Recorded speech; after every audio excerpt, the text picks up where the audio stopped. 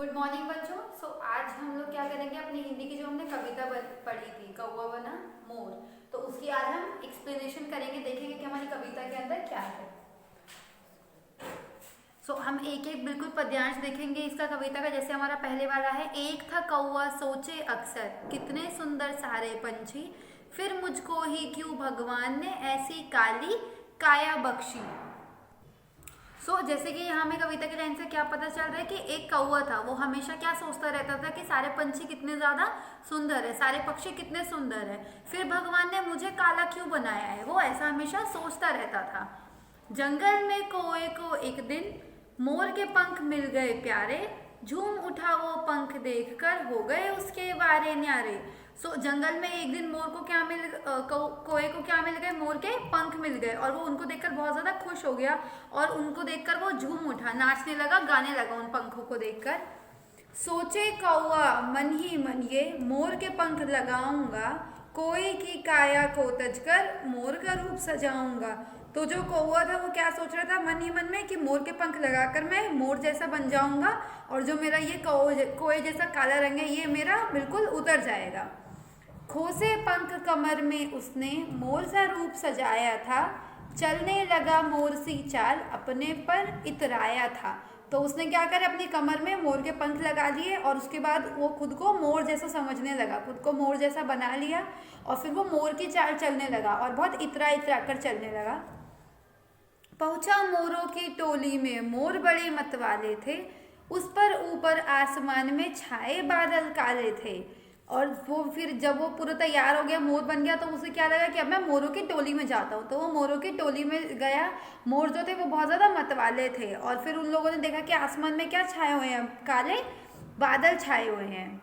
नाच देखकर मोरों का तब कौवा जोश में आया था, पूरी कोशिश कर ली उसने पंख ना फैला पाया था। जब उसने कोए ने मोरों को नाचते हुए देखा तो उसने भी कोशिश करी कि मैं भी मोरों की तरह अपने पंख फैला के नाचूं, लेकिन उसने बहुत कुछ ज़्यादा कोशिश करी, फिर भी वो नाच नहीं पाया था, उसके पंख नहीं फैले।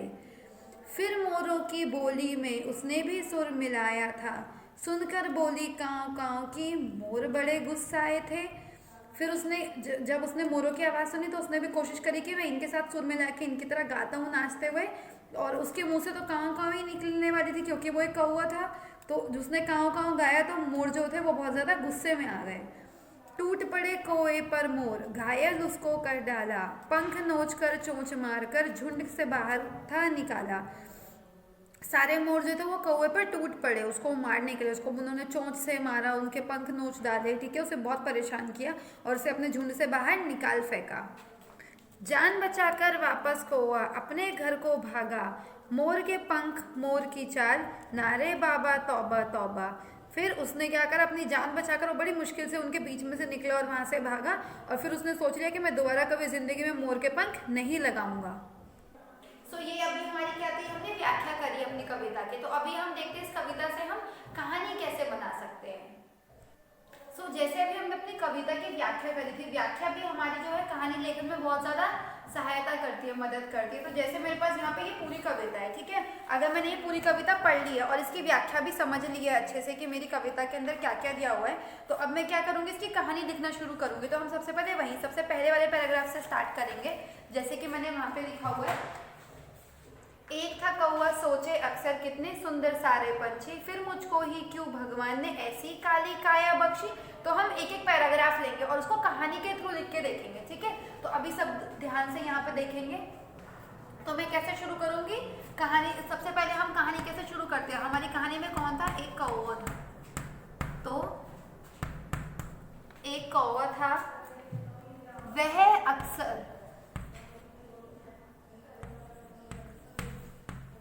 अक्सर यही सोचता रहता था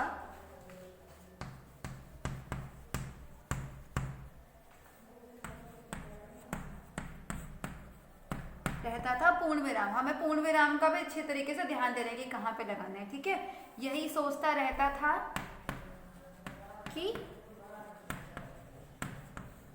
दुनिया में सारे पक्षी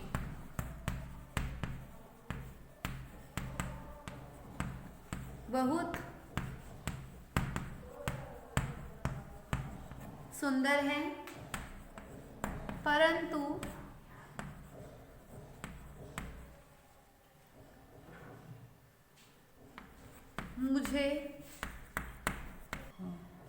मुझे भगवान ने इतना काला क्यों बनाया है। तो ये हमारा पहला पैराग्राफ था, ठीक है। ध्यान से देखते हैं। जंगल में कोई को एक दिन मोर के पंख मिल गए प्यारे, झूम उठा वो पंख देखकर हो गए उसके बारे न्यारे। अब इसको लिखते हैं कहानी की तरह। एक दिन कोए को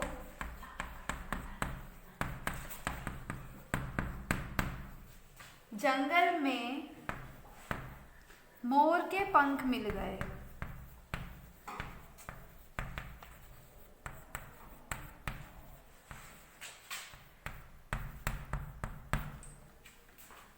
वह पंखों को देखकर बहुत खुश हुआ।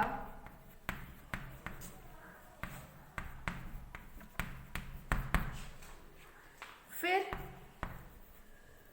अभी यहीं था, पंखों को देखकर बहुत खुश हुआ। अब हम नेक्स्ट देखते हैं। सोचा कौआ मन ही मन ये मोर के पंख लगाऊंगा, मोर की कोई की काया को तजकर मोर का रूप सजाऊंगा। तो ये अभी हमारा इसी के साथ कंटिन्यू होगा, ठीक है, क्योंकि अभी वो खुश हुआ था और अब उसने दूसरी चीज सोची है। फिर उसने मन ही मन ये सोचा कि मैं मोर के पंख लगा लूंगा।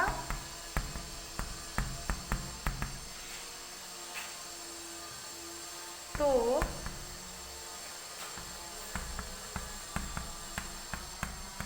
मोर जैसा सुंदर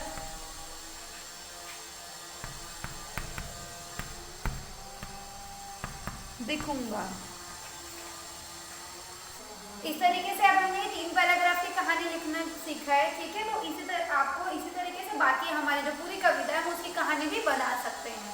तो ये पैटर्न है, हमें पहले अच्छे से कविता को पढ़ना है, उसके बाद हमें उसमें समझना है कविता में क्या क्या दिया हुआ, उसकी व्याख्या अच्छे से समझनी है और फिर हमें उसको एक कहानी का आकार देना है, रूप देना है।